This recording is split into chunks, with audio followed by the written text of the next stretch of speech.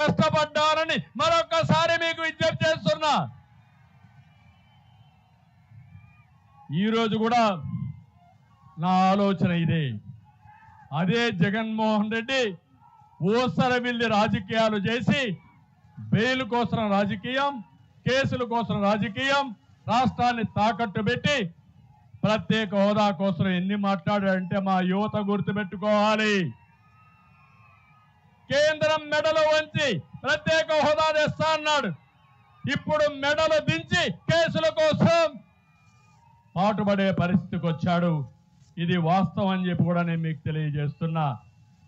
అందుకే నేను మిమ్మల్ని అందరినీ కోరుతున్నా, ఈరోజు చింతలపూడి సభ ద్వారా పిలిపిస్తున్నా.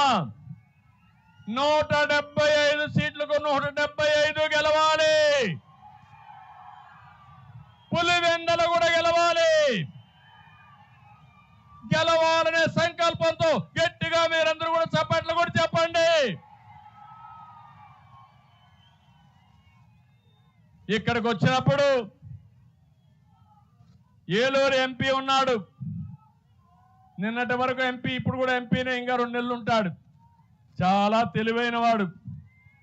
ముందుగానే పసిగట్టాడు పోటీ చేసినా గెలవమని. తప్పించుకున్నాడు.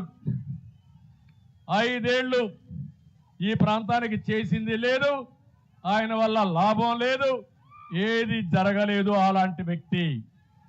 ఇప్పుడు మీరు చూస్తున్నారు, పక్క నియోజకవర్గం ఉన్నాడు ఎర్రిపప్ప మంత్రి.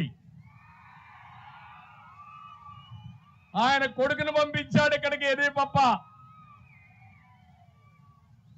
రైతులు గోన్ సంచులు ఇవ్వలేడు కానీ వేరే నియోజకవర్గంలో పార్లమెంట్ పోటీ చేస్తారు.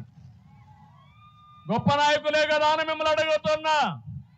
తిరుగు తపాల్లో పంపిస్తారా లేదా అని మిమ్మల్ని అడుగుతున్నా. ఇంకొక ఆయన చింతల